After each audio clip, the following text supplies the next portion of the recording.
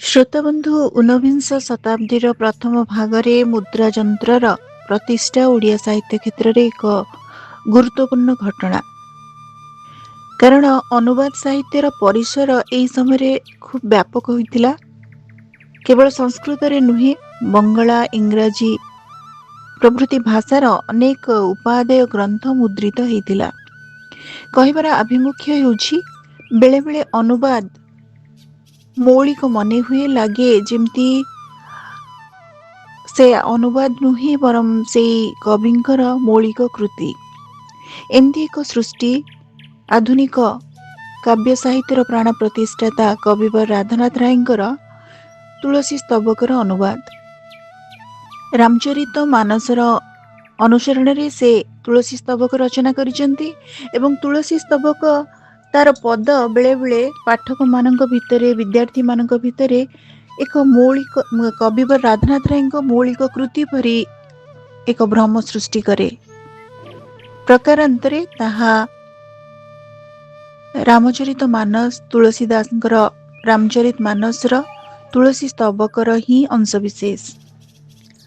ଶ୍ରୋତାବନ୍ଧୁ, କବିଟେ ନିଶ୍ଚିତ ଭାବରେ ନିଜ ଅନ୍ତରରେ ନୀତିବାଦୀ ହେବା ଦରକାର।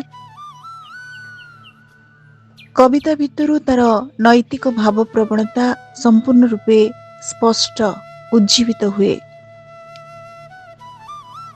କବିବର ରାଧାନାଥ ରାୟଙ୍କର ତୁଳସୀ ସ୍ତବକ ଅନୁସୃତ ବର୍ଷା କବିତା।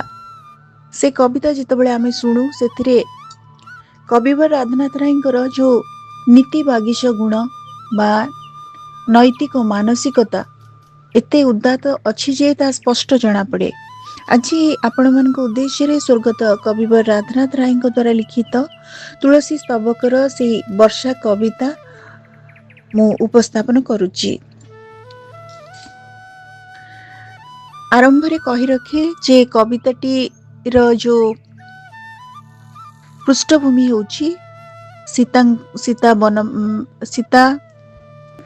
ସୀତା ରାବଣ ଦ୍ୱାରା ଅପହୃତା ଏବଂ ରାମଚନ୍ଦ୍ର, ଲକ୍ଷ୍ମଣ ଏକାନ୍ତ ବାସ କରୁଛନ୍ତି ଶୈଳରେ ଏବଂ ପାରିପାର୍ଶ୍ୱିକ ପରିବେଶରେ ଆଗମନ ହେଇଛି ବର୍ଷାର ଏବଂ ବର୍ଷାର ପ୍ରାକୃତିକ ସୌନ୍ଦର୍ଯ୍ୟ ଭିତରେ ରାମଚନ୍ଦ୍ରଙ୍କ ଦ୍ୱାରା ମାନବ ଜୀବନର ଅନେକ ଦର୍ଶନକୁ ଉପସ୍ଥାପନ କରିଛନ୍ତି କବିବର ରାଧାନାଥ ରାୟ। ଆସନ୍ତୁ ଶୁଣିବା କବିତା ବର୍ଷା। କବିବର ରାଧାନାଥ ରାୟ। ପ୍ରସ୍ରବଣ ଶୈଳେ କଲେ ବସତି, ସୌମିତ୍ରେ ସଙ୍ଗେ ପ୍ରଭୁ ରାଘବପତି। ପ୍ରସ୍ରବଣ ଶୈଳେ କଲେ ବସତି, ସୌମିତ୍ର ସଙ୍ଗେ ପ୍ରଭୁ ରାଘବପତି। ବହଇ ଗୋଦାବରୀ ସେ ଗିରି ପାଦେ, ଶିଳା ବନ୍ଧୁର ସେଜେ ଝରଝର ନାଦେ। ଏକେ ସୁନ୍ଦର ଗିରି ଝର ଶିରାଳ, ଏକେ ସୁନ୍ଦର ଗିରି ଝର ଶିରାଳ, ଦୁଜେ ମହିରେ ବିଜେ ବରଷା କାଳ। ମେଘ ମାଳେ ମେଦୁର ଦେଖି ବିତାନ, କହନ୍ତି ଲକ୍ଷ୍ମଣଙ୍କୁ ଶ୍ରୀରଘୁରାଣ। ଲକ୍ଷ୍ମଣ ଘନ ଦେଖି ନାଚଇ କେକି, ଭକତ ଯଥା ଭବ ମାୟା ଉପେକ୍ଷୀ। ଲକ୍ଷ୍ମଣ ଘନ ଦେଖି ନାଚଇ କେକି, ଭକତ ଯଥା ଭବ ମାୟା ଉପେକ୍ଷୀ। ଭିତରେ ଅକାତରେ ଜୀବନ ଘନ, ଧନ୍ୟ ଯେ ଦାତା ଜାଣେ ଯାଚକ ମନ। ନୀଳ ନିରଦ ମାଳେ ଖେଳେ ଚପଳା, ନୀଳ ନିରଦ ମାଳେ ଖେଳେ ଚପଳା। ଖଳ ବିରତି ପ୍ରାୟ ସଦା ଚପଳା, ବର୍ଷନ୍ତି ମହି ମୁଖେ ନଈ ଅମ୍ବୁଦେ। ବିଦ୍ୟା ସମ୍ପଦେ ଯଥା ନମନ୍ତି ବୁଦ୍ଧେ।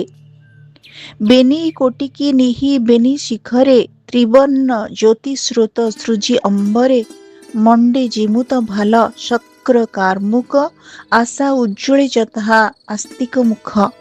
ଠାବେ ଠାବେ ଶୈଳ ନୀଳ ବିଗ୍ରହେ, ଧବଳ ଅଭ୍ର ଖଣ୍ଡ କି ଶୋଭା ବହେ।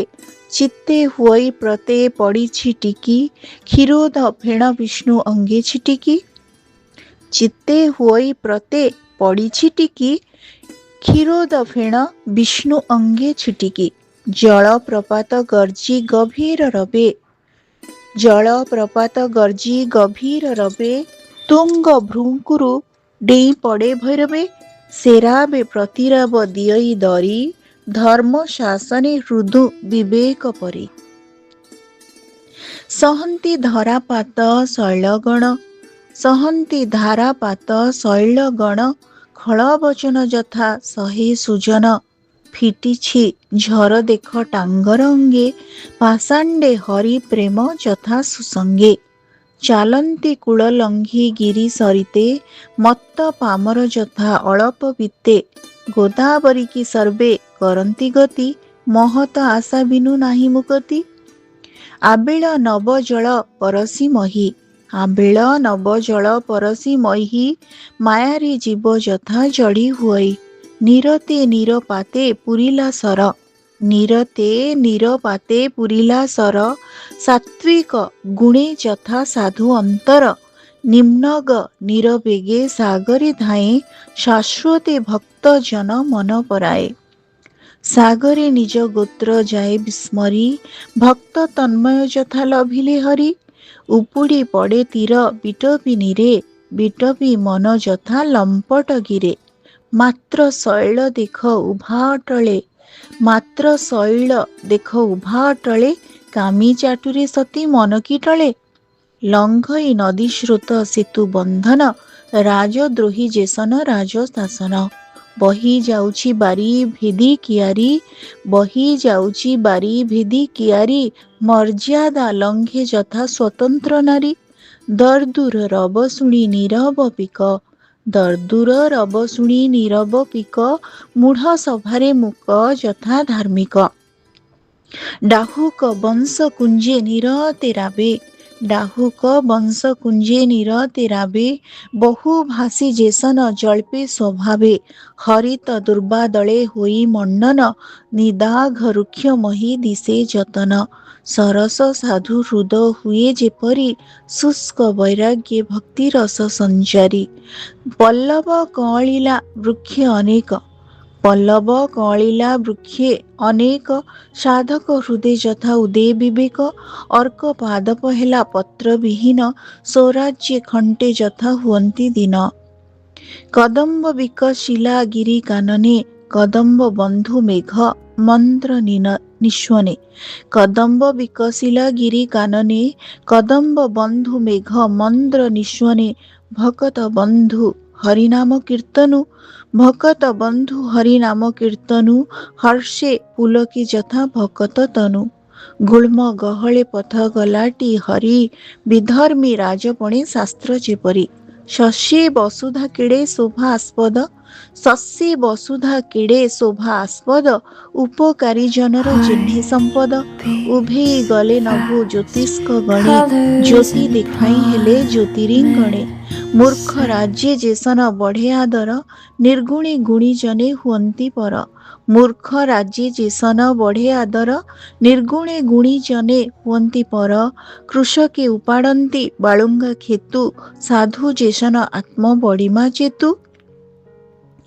ସଲିଳୁ ପଳାଇଲେ କୋକେ ତ୍ୱରିତେ ଅବୁଝା ରାଜ୍ୟ ରାଜୁ ଯଥା ପଣ୍ଡିତେ। ନ ଉଠେ ନିରସତ୍ୱେ ତୃଣ ଉଷରେ ବିକାରେ କାମ ପ୍ରାୟେ ସନ୍ଥ ଅନ୍ତରେ। ଜନ୍ତୁ ସଂକୁଳ ବନସ୍ଥଳୀ ସମ୍ପ୍ରତି ସ୍ୱରାଜ୍ୟେ ପ୍ରଜାପୂର୍ଣ୍ଣ ରାଷ୍ଟ୍ର ଯେମିତି। ବାଟୋଇ ଠାବେ ଠାବେ ଅଟକି ରହେ ଇନ୍ଦ୍ରିୟ ଯଥା ଦିବ୍ୟ ଜ୍ଞାନ ଉଦୟେ। ପ୍ରବଳ ବାୟୁ କେବେ ତଡ଼େ ଜଳଦ କୁପୁତ୍ର ଯଥା କୂଳ ଧର୍ମ ସମ୍ପଦ। କ୍ଷଣେଣ ନିବିଡ଼ ତମ ଗ୍ରାସଇ ଧରା କ୍ଷଣେଣ ନିବିଡ଼ ତମ ଗ୍ରାସଇ ଧରା କ୍ଷଣେ ଉପୁଜେ ପୁଣି ପ୍ରଚଣ୍ଡ ଖରା। କୁସଙ୍ଗ ଏହିପରି ସୁଜ୍ଞାନ ନାଶେ କୁସଙ୍ଗ ଏହିପରି ସୁଜ୍ଞାନ ନାଶେ କୁସଙ୍ଗ ଏହିପରି ଜ୍ଞାନ ପ୍ରକାଶେ। ଦେଖ ମଳିନ ହୋଇ ଆଶ୍ରମ ସର ନବହେ ହୃଦେ ଛବି ତୀର ବନର। ମତିକି କଳୁଷିତ କଲେ ଯେସନେ ଅକ୍ଷମ ଜନେ ପର ଗୁଣ ଗ୍ରହଣେ। ଦେଖ ଦେଖ ଅଗ୍ରତେ ସରସି ଜଳେ ଦେଖ ଦେଖ ଅଗ୍ରତେ ସରସି ଜଳେ। ପଡ଼େ ମଣ୍ଡୁକ କ୍ରୂର ଅହି କବଳେ ବିକଳେ ରାବୁ ରାବୁ ଊର୍ଦ୍ଧ୍ୱେ ଉଡ୍ଡୀଣ ଉହୁଙ୍କି ଶିଶୁ କଙ୍କି ଦେଲା ଗିଳ୍ଣ। ଦେଖ ଦେଖ ଅଗ୍ରତେ ସରସି ଜଳେ ପଡ଼ି ମଣ୍ଡୁକ କ୍ରୂର ଅହି କବଳେ ବିକଳେ ରାବୁ ରାବୁ ଊର୍ଦ୍ଧ୍ୱେ ଉଡ୍ଡୀଣ ଉହୁଙ୍କି ଶିଶୁ କଙ୍କି ଦେଲା ଗିଳିନ କାଳ କବଳେ ସିନା ଏ ରୂପେ ଭାଇ ଆରତେ ନର ଘାରି ହେଉଣ ଥାଇ। କାଳ କବଳେ ସିନା ଏ ରୂପେ ଭାଇ ଆରତେ ନର ଘାରି ହେଉଣ ଥାଇ। ତେବେ ହେ ମନାଶଇ ଲଭିଏ ଦଶା ମେଣ୍ଟାଇବାକୁ ଭବ ଭୋଗ ଲାଳସା। ବରଷା କାଳ ଅଟେ ଉଦ୍ଭିଦ ମିତ୍ର ମାତ୍ର ପଙ୍କଜ ମଲା ନୁହେ ବିଚିତ୍ର। ବରଷା କାଳ ଅଟେ ଉଦ୍ଭିଦ ମିତ୍ର ମାତ୍ର ପଙ୍କଜ ମଲା ନୁହେ ବିଚିତ୍ର। ଜଳ ଗହଳ ହେଲା ତା ପକ୍ଷେ ଯମ ଅତି ସମ୍ପଦ ବାବୁ ମହାବିଷମ। ଜଳ ଗହଳ ହେଲା ତା ପକ୍ଷେ ଯମ ଅତି ସମ୍ପଦ ବାବୁ ମହାବିଷମ। ଅତି ସମ୍ପଦ ବାବୁ ମହାବିଷମ। ଶ୍ରୋତାବନ୍ଧୁ, ଆଜି ଆମେ ଶୁଣୁଥିଲେ ଗୋଟେ ସୁନ୍ଦର କବିତା, ଦାର୍ଶନିକତାରେ ପରିପୂର୍ଣ୍ଣ କବିଙ୍କର ଏହି ସୁନ୍ଦର ଅଭିବ୍ୟକ୍ତି। କବିବର ରାଧାନାଥ ରାୟଙ୍କର ବର୍ଷା କବିତା ଆମେ ଶୁଣୁଥିଲେ। ଆଜିର ଅଡ଼ିଓ ଭିତରେ ଆପଣଙ୍କୁ ଜୀବନର ଅନେକ ଦିଗ, ଯାହାକୁ ଆମେ ପ୍ରତି ମୁହୂର୍ତ୍ତରେ ସଂଶୋଧନ କରିପାରିବା ଏବଂ ଆମେ ସୁସଂସ୍କୃତ ହେଇପାରିବା। ସାହିତ୍ୟର ଦୃଷ୍ଟିକୋଣ କେବଳ ଏତିକି ଯେ ମଣିଷକୁ ସେ ସଂଶୋଧନ କରିବ, ସଂସ୍କାରିତ କରିବ, ଯାହାକି କବିବର ରାଧାନାଥ ରାୟଙ୍କ ଆଲୋଚ୍ୟ କବିତାରେ ଆମେ ସମସ୍ତେ ହୃଦବୋଧ କରୁଛେ। ତେବେ ଯଦି ଏଥିରୁ ଆମେ କିଛି ଉପାଦେୟ ତଥ୍ୟ ଜୀବନ ପାଇଁ ପାଇଲେ ନିଶ୍ଚିତ ରୂପେ ଆମ ଶ୍ରମ ସାର୍ଥକ ହେବ। ଆଜିର ଅଡ଼ିଓଟି ଆପଣମାନଙ୍କୁ କେମିତି ଲାଗିଲା? ଆପଣମାନଙ୍କ ମତାମତ ଅପେକ୍ଷାରେ ରହୁଛି। ଧନ୍ୟବାଦ।